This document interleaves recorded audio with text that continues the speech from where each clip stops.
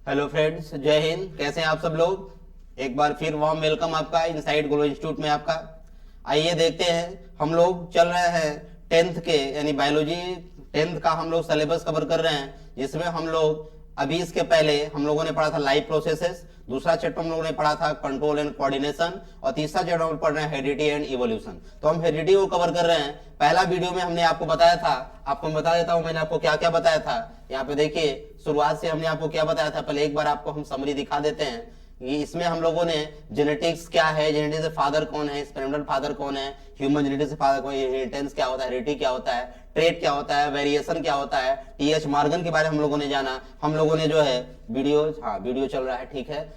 इसके बाद हम लोगों ने मेंडल के बारे में जाना था। उसके बाद हम लोगों ने जेनेटिक डिसऑर्डर देखा था पहला, मेंडल ने मटर को क्यों चुना ये हम लोगों ने देखा था। रीजन क्यों मेंडल फेल हो गए, इसके रीजन को देखा हमने। मेंडल के द्वारा बताए गए मटर के 7 कंट्रास्टिंग अपोजिट कैरेक्टर को देखा, जिसमें stem height, stem colour, sorry seed के colour, colour of seed, flower position, pod colour, pod shape, है ना, सीड के शेप ये देखे हमने। मेंडल के टर्मिनोलॉजी देखा, जिसमें हमने एलील के बारे में जाना, जीन के बारे में जाना, डोमिनेंट क्या होता है, रिसेसिव क्या होता है ना, बेटसन के हिसाब से जीन क्या होता है, सिस्टॉन, म्यूटॉन, रिकॉन क्या होता है, ये सब हम लोगों ने देखा था। एलील देखा था, इसको एलीलोमार भी कहा जाता है, डोमिनेंट एलील, रिसेसिव एलील ये देखा हम लोगों ने। हम लोगों ने जीनोटाइप देखा, फिनोटाइप देखा हमने, फर्स्ट और second filial generation F1 F2 generation को देखा, हाइब्रिड क्या होता है देखा, मोनो हाइब्रिड क्या होता है, डाई हाइब्रिड क्या होता है, होमोजाइगोट क्या होता है, हेटेरोजाइगोटी क्या होता है, बैक क्रॉस क्या होता है, टेस्ट क्रॉस क्या होता है, ये सब बातें हम लोगों ने जाना। उसके हम लोग मेंडल के लॉ को देखा, हमने देखा कि मेंडल के 3 लॉ हैं, law of dominance, law of segregation, law of independent assortment. हमने 3 लॉ को देखा। उसमें हमने देखा कि जो लॉ ऑफ डोमिनेंस और लॉ ऑफ सेग्रीगेशन है वो मेंडल के मोनो हाइब्रिड क्रॉस पे आधारित हैं, और जो लॉ ऑफ इंडिपेंडेंट असॉर्टमेंट है वो डाई हाइब्रिड क्रॉस पे आधारित हैं। हम लोग पिछले दिन जो है मोनो हाइब्रिड देखा था, जिसमें हम लोगों ने एक पेयर कैरेक्टर को लिया था, जिसमें हमने टॉल को लिया था।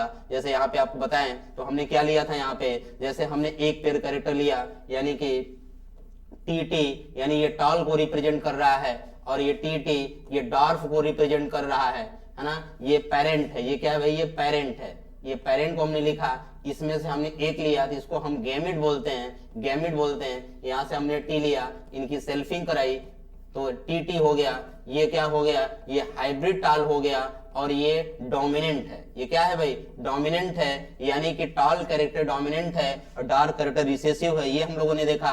फिर इसी का इसी हमने सेल्फिंग कराया, यानी टीटी का टीटी में सेल्फिंग कराया, इस तरह से आया। ये टीटी है, ये टी का इसमें कराया तो इस कैपिटल टी स्मॉल टी है, इसका इसमें कराया कैपिटल स्मॉल है, इसका इसमें कराया स्मॉल स्मॉल है। इसको हम ऐसे भी कर सकते हैं, या अगर यहां से इसको हम अलग करना चाहें तो इसको हम यहां से इस तरह से भी कर सकते हैं। अगर हमको सेल्फिंग करानी है तो आप पुनेट चार्ट से भी कर सकते हैं। कैसे, ये कैसे कर सकते हैं भाई, तो आप इसको कर सकते हैं कि ये टीटी है तो हम एक बॉक्स बनाएंगे, पुनेट का स्क्वायर बॉक्स बनाएंगे इस तरह से। ये एक तरफ हम मेल को मान लेंगे, एक फीमेल को मान लेंगे, इस टीटी को यहां लिखेंगे, इसका सेल्फिंग कर रहे थे इसी टीटी को यहां लिख लेंगे, इसका क्रॉस इसमें करेंगे तो टी और टी आएगा, इसका क्रॉस इसमें करेंगे टी टी आएगा, इसका इसमें करेंगे टी टी आएगा, इसका इसमें करेंगे टी टी आएगा। ये क्या है, ये प्योर टॉल है, ये क्या है, हाइब्रिड टॉल है, ये क्या है, हाइब्रिड टॉल है, ये क्या है, प्योर डॉर्फ है। तो हमने ये देखा इसमें 3 टॉल हैं और एक डॉर्फ है, इनका फिनोटाइपिक रेशियो कितना आया, 3:1। इसमें हमने क्या देखा कि इसमें एक प्योर टॉल है, 2 हाइब्रिड टॉल है और एक प्योर डॉर्फ है, इनका जीनोटाइपिक रेशियो कितना आया, 1:2:1। हमने आपको पिछले वीडियो में फिनोटाइपिक और जीनोटाइपिक के बारे में मैंने बताया था, वहां से हम लोगों ने यहाँ पे इसको देख लिया। तो हमने मोनो हाइब्रिड क्रॉस देख लिया था, सेल्फिंग करा के देख लिया था, यहाँ बनाया हुआ है, स्पष्ट नहीं है, मैं वहां सही बना दिया हूं।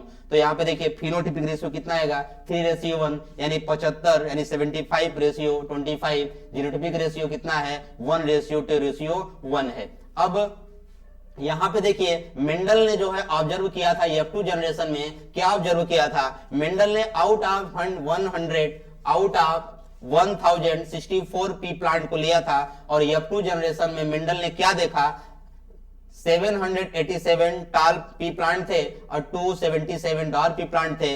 इसमें रेशियो क्या आया, 2.8:1, यानी 2.8, यानी सीधे 3 कह दे तो 3:1 का रेशियो आया। यही तो फिनोटाइपिक रेशियो था मेंडल के हिसाब से, तो यही हमने आपको बताया। अब जो 2 लॉ है, यानी मोनो हाइब्रिड क्रॉस हम लोग पढ़ रहे थे, यानी 1 पेयर कंट्रास्टिंग कैरेक्टर लेकर के हम लोग अपोजिट कैरेक्टर लेकर के क्रॉस करा रहे थे, तो उसको मोनोहाइब्रिड क्रॉस बोलते हैं। मोनोहाइब्रिड क्रॉस में मेंडल के दो लॉ बेस्ड ऑन है, एक लॉ ऑफ डोमिनेंस, यहां देखिए एक लॉ ऑफ डोमिनेंस और एक law of segregation. Law of dominance और लॉ ऑफ सिग्रीगेशन किस पे? Two law Mendel's based on monohybrid cross, यानी मोनोहाइब्रिड क्रॉस पे मेंडल के दो नियम हैं, लॉ ऑफ डोमिनेंस और लॉ ऑफ सिग्रीगेशन, याद रखेंगे। अब यहां तक हम लोगों ने पढ़ लिया था मोनोहाइब्रिड क्रॉस। अब हम लोग पढ़ेंगे डाई हाइब्रिड क्रॉस। क्या पढ़ेंगे? Dihybrid cross. देखिए यहाँ पे हमने हेडिंग बनाया है डाई हाइब्रिड क्रॉस, यहाँ लिखा है cross involving two pair of contrasting character, दो contrasting character, two pair contrasting character, two pair opposite character लेकर के हम क्रॉस कराते हैं, तो उसको हम बोलते हैं डाई हाइब्रिड क्रॉस। जैसे मेंडल जो है क्या किया उन्होंने, मेंडल ने जो है क्या लिया, सीड कोड का शेप और सीड कोड कलर वाइज लिया था, यानी कि हम यहाँ पे जो कैरेक्टर लेंगे वो इस तरह से लेंगे। देखिए इन्होंने क्या किया भाई, इन्होंने मेंडल ने कलेक्ट किया टोटल 556, यानी 556 F2 सीड लिया, और इन्होंने जो है काउंट किया और शेप और कलर के वाइज, कलर शेप के वाइज लिया था। क्या लिया था भाई, देखिए क्या कंडीशन लिया था, राउंड येलो सीड। कैसा सीड लिया? राउंड हो और येलो हो, और राउंड और ग्रीन सीड, राउंड हो और ग्रीन सीड हो, रिंकल्ड येलो सीड हो और रिंकल्ड ग्रीन सीड हो। इसको इस तरह समझिए आप। इसमें जब इन्होंने लिया राउंड येलो सीड लिया तो काउंट किया 315, और राउंड ग्रीन सीड को काउंट किया 108 यानी 108, रिंकल्ड येलो को लिया 101 और रिंकल्ड ग्रीन को लिया 32। तो क्या रेशियो निकल के आया, ये 9, ये 3 और ये 1, यानी रेशियो क्या निकल के आया, ये 9:3:3:1, ये भी निकाल के आपको हम दिखाते हैं। इसको समझने के लिए पहले आप यहां पे देखें, पहले आप यहां पे देखें, कैसे देखें इसको मैं यहां पे बना देता हूं। यहां पे खाली है, देखिए इन्होंने क्या लिया, इन्होंने जो कैरेक्टर पीछे लिया वो इस तरह से देखिए, जैसे RRYY, यानी R का मतलब राउंड, R का मतलब राउंड और Y का मतलब येलो, यही तो पीछे लिया गया था, यानी राउंड येलो, एक पेयर ये हो गया। ये कैपिटल R है तो यहाँ पे स्मॉल r लिखते हैं, कैपिटल Y यहाँ पे स्मॉल y लिखते हैं। अगर ये राउंड है तो ये रिंकल्ड होगा, कैसा होगा, रिंकल्ड, क्योंकि इसका ठीक उल्टा लिखना है। और ये येलो है तो ये ग्रीन होगा, यानी जो स्मॉल y है वो किसको रिप्रेजेंट कर रहा है, ग्रीन को। ये पेरेंट हो गया, ये क्या हो गया भाई, पेरेंट हो गया, यानी कि हमने पेरेंट को क्या लिया, राउंड येलो और रिंकल्ड ग्रीन लिया। अब हम इसमें से गैमिट बनाते हैं, क्या बनाते हैं, गैमिट बनाते हैं। तो हमने बताया था एक इसमें का लेंगे, यानी R और Y, ये गैमिट हो गया। इसमें से एक लेंगे R और Y, ये गैमिट हो गया। तो यहां पे हम जब हमने जब यहां पे लिया तो RY, अब हमने इसकी सेल्फिंग कराई, क्या कराई भाई, सेल्फिंग कराई। तो क्या आया, R के साथ, R के साथ, Y के साथ, यानी Y के साथ हो गया। यहां पे क्या देखने को मिला, F1 जनरेशन में क्या देखने को मिला, R का मतलब राउंड, ये कैसा है, राउंड है, कैसा है भाई, राउंड है, और ये कैपिटल Y है मतलब येलो। तो ये पहले जनरेशन में, फर्स्ट जनरेशन में क्या देखने को मिला, राउंड येलो। कैसे, यहां प्लांट दिखाई दिए पीके, राउंड और येलो, ठीक है, यानी सीड के कलर कैसे थे, येलो थे, और उनका साइज कैसा था, राउंड था, यानी गोल था। अब हम इसी में सेल्फिंग कराते हैं, यानी सेल्फ पॉलिनेशन कराते हैं, यानी RRYY का RRYY में हमने क्या किया, क्रॉस कराते हैं। अब क्रॉस कराने के लिए हमको दूसरे पेज पे जाना होगा, ये पेज पे जगह नहीं है। तो यहां पे देखिए क्रॉस कराने के लिए हम पहले करेंगे क्या, दोनों सेम है, 4 हैं, यानी 4 हैं, क्रॉस कराना मुश्किल है। तो हम क्या करेंगे, यहां पे एक R को एक साइड लिखेंगे इतने को, और Y को एक साइड लिखेंगे इसी में का। अब इनकी हम क्रॉस कराते हैं, R का क्रॉस Y में तो RY आएगा, R का क्रॉस इस Y में तो RY आएगा, R का क्रॉस इस Y में तो RY आएगा, R का इस Y में तो RY आएगा। कोई दिक्कत, यानी 4 गैमिट आए, यानी 4 गैमिट यहां बनेंगे और 4 गैमिट यहां बनेगा, 4 गैमिट यहां बनेंगे, 4 गैमिट यहां बनेंगे। वो चारों गैमिट कौन है, capital R capital Y, capital R small y, small R small y, sorry small R, यहां देखिए गड़बड़ हो गया, R का गुणा R में RY, R का गुणा इस Y में y, ठीक है। r का गुणा इस y में, तो r स्मॉल होगा और y क्या होगा, कैपिटल होगा। y क्या होगा, कैपिटल होगा। यहाँ पे गड़बड़ हो गया था, इसको बना लिया जाएगा, ये आंसर गलत हो जाएगा, ठीक है। तो यहाँ पे हो गया, कोई दिक्कत यहाँ तक। अब आगे बढ़ते हैं, अब इसको नेक्स्ट पेज पे ले जाते हैं, क्योंकि यहाँ पे जगह नहीं है, तो हम यहाँ पे क्या लिखते हैं, यहाँ पे आगे ले जाते हैं। तो देखिए क्या हम लोग निकल के आया था कि RRYY आया हुआ था, तो हम इसी का इसी में सेल्फिंग कराने की बात बोले थे, तो यहां लिख दिया RRYY RRYY। तो हम इसको गैमिट निकाला हमने, तो 4 गैमिट मिला। कितने गैमिट मिले भाई, 4। कैसे, R का गुणा Y में तो RY, R का गुणा इस Y में तो RY, R का गुणा इस Y में R कैपिटल Y, R का गुणा इसमें तो RY। ऐसा सेम एज इट इज इसमें भी तो आएगा सेम, क्योंकि सेम है, तो RY RY RY RY। कोई दिक्कत यहां तक। अब हम बॉक्स बनाते हैं, इसके लिए हम क्या बनाते हैं, बॉक्स बनाते हैं। इस तरह से बॉक्स बनाते हैं, यहाँ पे बॉक्स पे जगह कम पड़ जाएगा, तो हम इसको किस तरह से बनाते हैं, चलिए यहीं पे दिखाते हैं आपको। ऐसे ऐसे हम इसमें कितने खाने बनाते हैं, 4 खाने, क्योंकि गैमिट 4 है। 1 2 3 4, इधर भी 1 2 3 4, 1 2 3 4, 1 2 3 4, इधर भी 1 2 3 4। अब यहां पे हम एक साइड मेल को मानेंगे, एक साइड फीमेल को मानेंगे, यानी एक साइड इस गैमिट को लिखेंगे तो क्या लिखेंगे, RY RY RY RY। Same ऐसे यहां भी लिखेंगे, क्या लिखेंगे भाई, RY RY R capital Y। जिसमें पूछ है वो स्मॉल, जिसमें पूछ नहीं है वो कैपिटल R है, अरे कैपिटल Y है, RY। ऐसे हो गया, कोई दिक्कत यहां पे, कोई दिक्कत नहीं, इसी हिसाब से चल रहे हैं। अब हम इसका इसमें क्रॉस करा के इस डब्बे में लिखेंगे, R R लिखेंगे और Y Y लिखेंगे। इसमें यहां लिखेंगे R R लिखेंगे, यहां क्रॉस करेंगे Y स्मॉल y हो जाएगा, यहां इसका इसमें करेंगे R R दोनों कैपिटल Y।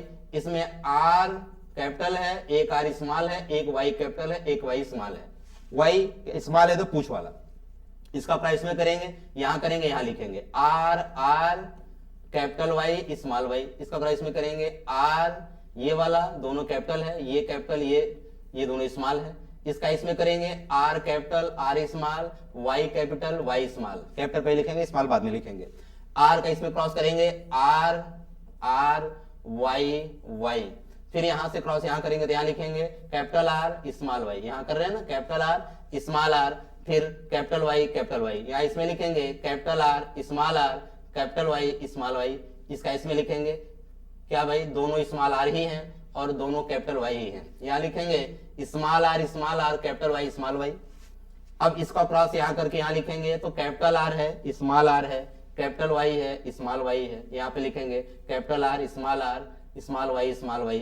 फिर यहां लिखेंगे small r capital Y small y। इसका यहां लिखेंगे small r small y small y। ऐसे हमने बना दिया, किसी कोई दिक्कत, एक बार देख लीजिए आप। अब इसमें हम इसका नाम लिखेंगे, कैसे लिखेंगे, अगर दोनों कैपिटल R हैं तब भी राउंड लिखेंगे, एक कैपिटल R होगा तब भी राउंड लिखेंगे, दोनों स्मॉल y दोनों कैपिटल Y होगा तो भी हम येलो लिखेंगे, और एक कैपिटल Y होगा, यहां देखिए दोनों R होगा या एक R कैपिटल हो, इसके लिए हम राउंड ही लिखेंगे। दोनों Y कैपिटल हो चाहे एक Y कैपिटल हो, इसके लिए हम येलो ही लिखेंगे। दोनों R जब स्मॉल होगा तभी हम इसका नाम क्या लिखेंगे, रिंकल्ड लिखेंगे। क्या लिखेंगे, रिंकल्ड लिखेंगे, रिंकल्ड लिखेंगे, रिंकल्ड लिखेंगे। और अगर दोनों स्मॉल y होगा तभी हम ग्रीन लिखेंगे, नहीं तो ग्रीन नहीं लिखेंगे। तो देखिए जैसे यहां देखिए दोनों कैपिटल R है तो ये क्या है, राउंड है कि नहीं, और दोनों कैपिटल Y है तो दोनों कैपिटल Y है तो क्या है, येलो है कि नहीं, यानी कि राउंड येलो है। ये क्या है भाई, राउंड येलो है। इस तरीके से हम क्रॉस करके ये 16 खाने में देखेंगे तो अनुपात आएगा 9:3:3:1, यानी कि राउंड येलो कैट होगा 9 ठो, राउंड ग्रीन कैट होगा 3 ठो होगा, रिंकल्ड येलो कैट होगा 3 ठो होगा, और रिंकल्ड ग्रीन कैट होगा 1 ठो होगा, यही लास्ट वाला। तो इस तरीके से हमारा जो फिनोटिपिक रेशियो आएगा वो कितना आएगा, 9:3:1। आप यहां पे देख लीजिए, आप यहां पे देख लीजिए, आप इसको बनाइएगा। अब वापस आते हैं वहां पे जहां पे हम लोग थे, यानी कि इसको समझाने के लिए ये देखिए लिया गया ना, देखिए यहाँ पे round yellow, round green, wrinkled yellow, wrinkled green, ये लिया हमने। गोल पीला, गोल हरा, झुर्रीदार पीला, झुर्रीदार हरा, हिंदी बोलेंगे इसको। अब हमने इस कैरेक्टर को लेकर के क्रॉस कराया तो इसमें फिनोटिपिक रेशियो कितना आया, फिनोटिपिक रेशियो कितना आया, 9:3:1, यही हमने निकाल के दिखाया आपको। अब जीनोटिपिक रेशियो कितना आएगा, इसको याद करेंगे, 1:2:1:2:4:2 1:2:1, 1:2:1:2:4:2 1:2:1, 1:2:1:2:4:2 1:2:1, 1:2:1:2:4:2 1:2:1। चाहे इसको ऐसे याद करिए या 22:24:12:12:1, यानी 12:24:12:12:1, सबके बीच में रेशियो लगा दीजिए, सबके बीच में रेशियो लगा दीजिए, रेशियो लगा दीजिए, यानी कि 12:24:12:12:1 या फिर 1:2:1:2:4:2 1:2:1, ये इसका जीनोटिपिक रेशियो है। जीनोटिपिक रेशियो कैसे देखा जाएगा, जैसे उसमें एक RRYY है, तो ये RRYY पूरा 16 डब्बे में 16 बॉक्स में देखेंगे तो केवल 1 ठो आया है। इस तरीके से आप उसमें देखेंगे तो आपको इस तरह रेशियो देखने को मिलेगा, ठीक है। बाकी इसका और भी तरीका है, और भी तरीका हम लोग आगे देखेंगे, यहां पे आप केवल इस तरह से इसको समझ लें, ठीक है। नेक्स्ट क्लास में जब मिलेंगे 12th में, आपको इसका तरीका भी हम बताएंगे किस तरीके से निकाला गया है, ठीक है। आगे बढ़ते हैं। अब देखिए डाई हाइब्रिड क्रॉस में हमने क्या लिया, राउंड येलो लिया था, रिंकल्ड ग्रीन लिया था। पेरेंट हमने लिया तो हमने जो है ये पेरेंट है भाई RRYY, और ये रिंकल्ड ग्रीन है। ये हमने गैमेट निकाला तो गैमेट कैसे निकाला, RY और ये RY, अभी पीछे हमने बनाया था। अब F1 जनरेशन में क्या मिला, RRYY मिला, अभी हमने किया। F1 का सेल्फिंग कराया, सेम इसी के साथ इसके 4 गैमेट मिले। इसके कितने गैमेट मिले, 4, ये भी हमने निकाल के आपको दिखाया था, ये 4 गैमेट मिले। जब 4 गैमेट मिले तो इसका हमने वो डब्बे में क्रॉस कराया तो हमको रेशियो क्या मिला, 9:3:1। ये जो डाई हाइब्रिड क्रॉस है, इस पे मेंडल के एक लॉ आधारित है, law of independent assortment. Law of independent assortment एक लॉ है, देखिए लिखा है लॉ ऑफ इंडिपेंडेंट असॉर्टमेंट। ये किस पे बेस्ड ऑन है, ये डाई हाइब्रिड क्रॉस पे जो है बेस्ड ऑन है। अब हमने क्या समझा, हमने समझा मोनो हाइब्रिड क्रॉस और डाई हाइब्रिड क्रॉस। अब हम यहां पे देखते हैं कि लॉ ऑफ डोमिनेंस क्या है, लॉ ऑफ सिग्रीगेशन क्या है, लॉ ऑफ इंडिपेंडेंट असॉर्टमेंट क्या है। तो लॉ ऑफ डोमिनेंस जो है कार्ल कोरेंस ने दिया था, क्योंकि आपको मैंने बताया था कि मेंडल के डेथ के 34 इयर्स बाद 3 साइंटिस्ट ने मेंडल के लॉ को फिर रिडिस्कवर किया था, कार्ल कोरेंस, हुगो डी जिबी और टीसर मैक। तो ये कार्ल कोरेंस हैं, ये मेंडल का सेकेंड लॉ है जो मोनो हाइब्रिड क्रॉस पे जो है बेस्ड है। According to this law, a pure dominant and pure recessive parent are class F1 generation character appear. F1 generation में जो कैरेक्टर अपीयर होते हैं उसी को डोमिनेंट कैरेक्टर कहा जाता है। इसमें जीनोटिपिक रेशियो 1:2:1 आता है, अब फिनोटिपिक रेशियो 3:1 का आता है। जैसा कि मैंने पीछे बताया था, कैसे, जैसे ये T है, ये T है, ये T है, T है, ये टॉल है, ये डॉर्फ है, इसका हमने गैमेट लिया, इसका हमने गैमेट लिया, क्रॉस कराया, TT आया, तो ये डोमिनेंट है। ये क्या है, डोमिनेंट है, यानी कि ये क्या है, हाइब्रिड टॉल है और यही डोमिनेंट है। ऐसा हमने आपको बताया था। इसके डेविएशन क्या है, इसके एक्सेप्शन क्या है, तो इनकम्प्लीट डोमिनेंस और को डोमिनेंस। अब देखिए इनकम्प्लीट डोमिनेंस और को डोमिनेंस को आपको अलग से नहीं पढ़ना है, आपको इंटर में पढ़ना है, लेकिन आप समझिए इनकम्प्लीट डोमिनेंस जो है ये 4 o'clock पे दिया गया था ओनियोथेरा, और को डोमिनेंस जो है वो जो है आपके जो चौपाया जंतु हैं उन पे दिया गया था। तो आपको इन दोनों को नहीं पढ़ना है, आप केवल इनके डेविएशन या एक्सेप्शन याद रखें कि जो है मोनो हाइब्रिड क्रॉस पे जो है मेंडल का पहला लॉ है लॉ ऑफ डोमिनेंस, और लॉ ऑफ डोमिनेंस को 2 एक्सेप्शन है, इनकम्प्लीट डोमिनेंस और को डोमिनेंस। दूसरा इनका लॉ है लॉ ऑफ सिग्रीगेशन। दूसरा लॉ क्या है, लॉ ऑफ सिग्रीगेशन। इसको कई नाम से जाना जाता है, इसे law of purity of gamete भी कहा जाता है। यह मेंडल का सबसे परफेक्ट लॉ है, यूनिवर्सल लॉ है, इसका कोई कंट्रोवर्शियल नहीं है, नो कंट्रोवर्शियल लॉ है, ये यूनिवर्सल लॉ है, ये मोनो हाइब्रिड क्रॉस पे आधारित है। इसको भी कार्ल कोरेंस ने दिया था, ये मेंडल का फर्स्ट लॉ है, यानी फर्स्ट वाला सेकंड है, सेकंड वाला फर्स्ट है, और इसका कोई डेविएशन नहीं है। बट इसके एक एक्सेप्शन आगे देखने को मिल जाएंगे जो आपके लेवल पे नहीं है, नॉन डिसजंक्शन। जो आपके लेवल पे नहीं है उसको हम इंटरमीडिएट में हम लोग पढ़ेंगे, तो आप एक एक्सेप्शन याद कर भी सकते हैं, नहीं भी कर सकते हैं। आप यहां सीधे लिख सकते हैं कि no deviation in law of segregation. तो during gamete formation pair of allele segregate from each other in anaphase में और सेपरेटली इनटू गैमेट, यानी कि दोनों गैमेट सेपरेट हो जाते हैं एनाफेज स्टेज में, यानी सेग्रीगेट मतलब अलग अलग हो जाते हैं, सेग्रीगेट अलग अलग हो जाते हैं। इसको कैसे समझेंगे, इसको ऐसे समझिए आप, जैसे देखिए हमने टी लिया टॉल, स्मॉल टी लिया डॉर्फ, इसका हमने एक गैमेट लिया, इसका हमने एक गैमेट लिया, दोनों क्रॉस कराया, टीटी आ गया। अब इसी टीटी में क्या किया गया, सेल्फिंग करा दिया गया, तो क्या आया, टी और टी, यानी दोनों कैपिटल टी, ये टी कैपिटल स्मॉल टी, ये टी और टी कैपिटल स्मॉल टी, और ये दोनों टी स्मॉल टी। इसमें जो है ये क्या आया, प्योर टॉल है, ये दोनों क्या है, हाइब्रिड टॉल है, ये क्या है, डॉर्फ है। रेशियो क्या आया, 1:2:1। अगर ऐसे देखें, फिनोटिपिक देखें तो तीनों टॉल हैं, 3:1। इस तरह से ये कैरेक्टर क्या हो गए, सेपरेट हो गए, अलग हो गए, इसीलिए इसको बोलते हैं सिग्रीगेट हो गए, इसलिए इसको बोलते हैं law of segregation, law of segregation, जिसमें हमने यहाँ पे देखिए लिखा हुआ है फिनोटिपिक रेशियो 3:1 और जीनोटिपिक 1:2:1। ठीक है, अगला है लास्ट लॉ है इनका, तीसरा लॉ है लॉ ऑफ इंडिपेंडेंट असॉर्टमेंट। तीसरा लॉ क्या है, लॉ ऑफ इंडिपेंडेंट असॉर्टमेंट। ये लॉ क्या है भाई, ये है, ये इसको जो है लॉ ऑफ फ्री रिकॉम्बिनेशन ही बोलते हैं। ये कंट्रोवर्शियल लॉ है, इसका एक डेविएशन या एक्सेप्शन है लिंकेज। क्या है भाई, लिंकेज। इसको हम लोग इस क्लास में 10th क्लास में नहीं पढ़ना है, इंटरमीडिएट में पढ़ना है। लिंकेज क्या होता है, इसको जो है टीएच मॉर्गन ने दिया था, ये बात नहीं पढ़ना है, केवल आप एक्सेप्शन याद रखिए। इसका क्या एक्सेप्शन है भाई, इसका एक्सेप्शन है लिंकेज। इसको भी कार्ल कोरेंस ने दिया। इसमें फिनोटिपिक रेशियो 9:3:1 आता है और जीनोटिपिक रेशियो 1:2:1:2:4:2:1:2:1 या 12:24:12:1, जैसे भी अब याद कर सके। अभी हमने याद कराया था, अब इसको याद कर लेंगे। ये डाई हाइब्रिड क्रॉस पे आधारित है और ये मेंडल का थर्ड लॉ है, जैसा कि हमने आपको बताया। अब ये यहां पे देखिए लिखा हुआ है inheritance of one gene is independent of the inheritance of other gene, यानी एक जीन दूसरे जीन पे क्या है, जो है इंडिपेंडेंट है, इसीलिए इसको लॉ ऑफ इंडिपेंडेंट असॉर्टमेंट कहा जाता है, इस लॉ को। ठीक है, अब देखिए अभी तक हम लोगों ने जो पढ़ा वो मेंडल ने अपना एक्सपेरिमेंट मटर पे किया और मटर को उगाया, मटर पे सारा प्रयोग किया। लेकिन जो मेंडल का इंटरेस्ट था वो मटर में था, तो वो अपना एक्सपेरिमेंट कैसे कर रहे थे, तो इसके लिए हम लोग पढ़ते हैं आर्टिफिशियल हाइब्रिडाइजेशन।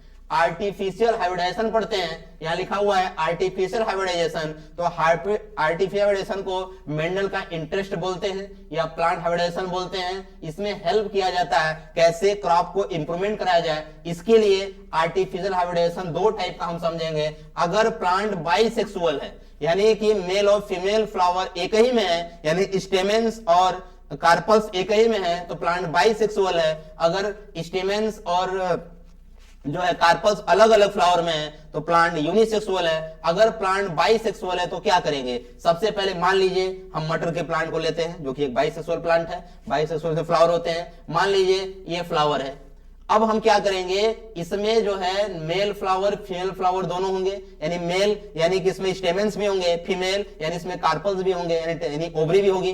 तो हम क्या करेंगे, पहले इमैस्कुलेट करेंगे। इमैस्कुलेट मतलब कि पहले हम इसमें एक फ्लावर को क्या करेंगे, हटा देंगे, एक फ्लावर क्या करेंगे, हटा देंगे और फिर इसको ढक देंगे। यानी फ्लावर को हटाना मतलब इमैस्कुलेशन, इसको ढक दिए मतलब बैगिंग। उसके बाद फिर इसको हटा करके इस पे हमने पॉलन ग्रेन का छिड़काव कर दिया तो डस्टिंग, और दोबारा कवर कर देंगे तो बोलेंगे रीबैगिंग। तो आर्टिफिशियल हाइब्रिडाइजेशन में अगर फ्लावर बाइसेक्सुअल है तो उसमें 4 स्टेप अपनाएंगे, इमैस्कुलेशन, बैगिंग, डस्टिंग, रीबैगिंग। लेकिन अगर प्लांट यूनिसेक्सुअल है तो उसमें इमैस्कुलेशन की आवश्यकता नहीं है। तो पहला स्टेप हमारा क्या होगा, पहला स्टेप होगा बैगिंग, दूसरा डस्टिंग और तीसरा रीबैगिंग। हमने क्या समझा, आर्टिफिशियल हाइब्रिडाइजेशन में अगर प्लांट बाइसेक्सुअल है तो उसमें 4 स्टेप होंगे, इमैस्कुलेशन, बैगिंग, डस्टिंग, रीबैगिंग। अगर प्लांट यूनिसेक्सुअल है तो पहला स्टेप क्या होगा, बैगिंग, डस्टिंग, रीबैगिंग। यहां पे आप याद कर लेंगे इसको। ये मेंडल का इंटरेस्ट था, मेंडल ऐसे ही जो है करते थे अपना एक्सपेरिमेंट। अब आगे अगला टॉपिक हम लोग को पढ़ना है सेक्स डिटर्मिनेशन। सेक्स डिटर्मिनेशन पढ़ना है, सेक्स मतलब कि सेक्स का डिटर्मिनेशन कैसे होता है इसको देखते हैं। देखिए, the process by which the sex of a person is determined is called sex determination occurs by the sex chromosome X and Y। जैसे हमें पता है, हम ह्यूमन की बात करें तो ह्यूमन में 23 पेयर कैरेक्टर, 23 पेयर क्रोमोसोम होते हैं, जिसमें 22 पेयर को हम बोलते हैं ऑटोसोम। क्या बोलते हैं, ऑटोसोम बोलते हैं, और 23rd पेयर को हम बोलते हैं सेक्स क्रोमोसोम या एलोसोम, एलोसोम बोलते हैं, है ना। जो 23rd पेयर क्रोमोसोम होते हैं वो दो टाइप होते हैं, एक्स और वाई। तो ये एक्स वाई है, यही क्रोमोसोम डिटरमाइन करते हैं कि आने वाली प्रोजनी, आने वाला जो जीव है वो कैसा होगा। तो ये दो टाइप के होते हैं। इसको टाइप अगर देखें हम तो ये बेस्ड है टाइमिंग ऑफ डिटर्मिनेशन के आधार पे। इनको हम देखते हैं प्रोगैमेटिक, सिनगैमेटिक, ईपीगैमेटिक। इसके तीन टाइप हैं, प्रोगैमेटिक, सिनगैमेटिक, ईपीगैमेटिक। प्रोगैमेटिक का मतलब कि जो है सेक्स का डिटर्मिनेशन फर्टिलाइजेशन से पहले होगा, यानी अकर बिफोर फर्टिलाइजेशन, जैसे मेल हनीबी, ड्रोन। आपको यहाँ पे समझाने का समय नहीं है, हम आपको समझाते हैं, लेकिन इसको इंटरमीडिएट में हम लोग समझेंगे। ऐसा क्यों? यानी सेक्स का डिटर्मिनेशन कब है? फर्टिलाइजेशन से पहले। सेक्स का डिटर्मिनेशन ड्यूरिंग फर्टिलाइजेशन है। ये किसमें पाया जाता है? एनिमल प्लांट में ऐसा ही पाया जाता है, ह्यूमन में भी ऐसा ही पाया जाता है। ईपीगैमी अकर्स आफ्टर फर्टिलाइजेशन, फर्टिलाइजेशन के बाद तय होगा कि आने वाली जो प्रोजनी है वो मेल है कि फीमेल। ये देखने को मिलता है हनी बी में, यानी वर्कर और क्वीन में देखने को ये मिलता है। ठीक है, तो सेक्स का डिटर्मिनेशन हम लोग देख लिए। अगर ह्यूमन में हम सेक्स का डिटर्मिनेशन देखें अगर, तो कैसे देखेंगे? हम लोगों में क्या होता है? हम लोग में 44 ऑटोसोम होता है, और 44 ऑटोसोम होता है, और एक एक्स वाई सेक्स क्रोमोसोम होता है, यही हम जानते हैं। अब हम 44 को दो हिस्सों में बांट दें अगर, तो 22 ऑटोसोम, 22 ऑटोसोम और एक्स, और 22 ऑटोसोम प्लस एक्स, ये मेल की बात हो गई। अगर हम फीमेल को ले लें तो 44, ये हमने टोटल हमने फीमेल को लिया है, मान लीजिए हमने ये फीमेल को लिया है, 44 ऑटोसोम प्लस एक्स वाई। ये हम किसके केस में बोल रहे हैं? मेल के केस में। इनको अगर हम अलग अलग करें तो 22 ऑटोसोम प्लस एक्स और 22 ऑटोसोम प्लस वाई। ये हमने फीमेल का लिखा, ये हमने मेल का लिखा। अब हम क्रॉस अगर कराते हैं तो इसका क्रॉस इसमें कराएंगे तो 22 44, यानी कि 44, यानी 44 ऑटोसोम प्लस एक्स। इसका क्रॉस इसमें कराते हैं तो यहां देखते हैं तो क्या होगा? तो बोलेंगे 44 ऑटोसोम प्लस एक्स वाई। अब इसका क्रॉस यहां कराते हैं, इसका क्रॉस यहां कराते हैं तो 22 यानी 22 क्या हो जाएगा? 22 क्या हो जाएगा? 44, यानी 44 ऑटोसोम प्लस एक्स। और इसका क्रॉस इसमें करा देते हैं तो 24 हो जाएगा, ऑटोसोम प्लस एक्स ये और ये वाई ये, एक्स वाई। तो यहां पे क्या देखने को मिला? एक्स मतलब फीमेल, एक्स वाई मतलब मेल, एक्स मतलब फीमेल, एक्स वाई मतलब मेल। यानी कि किसी माता पिता के अगर 4 संतानें हैं तो उसमें 50% यानी 2 संतानें पुत्र हैं, यानी कि सन है, और 2 जो उनके संतानें हैं वो क्या है? जो है फीमेल, यानी कि डॉटर है। यानी किसी माता पिता की संतान जो है उसमें 50% चांस होगा कि वो क्या होंगे? मेल होंगे, 50% चांस फीमेल होंगे। इस तरीके से हम सेक्स का डिटर्मिनेशन कर सकते हैं। ठीक है, ऐसे आप कर लेंगे, इसको देख लीजिए, आप ऐसे बना सकते हैं आप। ठीक है, तो सेक्स का डिटर्मिनेशन, ये हेडिंग हमारी है, सेक्स डिटर्मिनेशन इन ह्यूमन।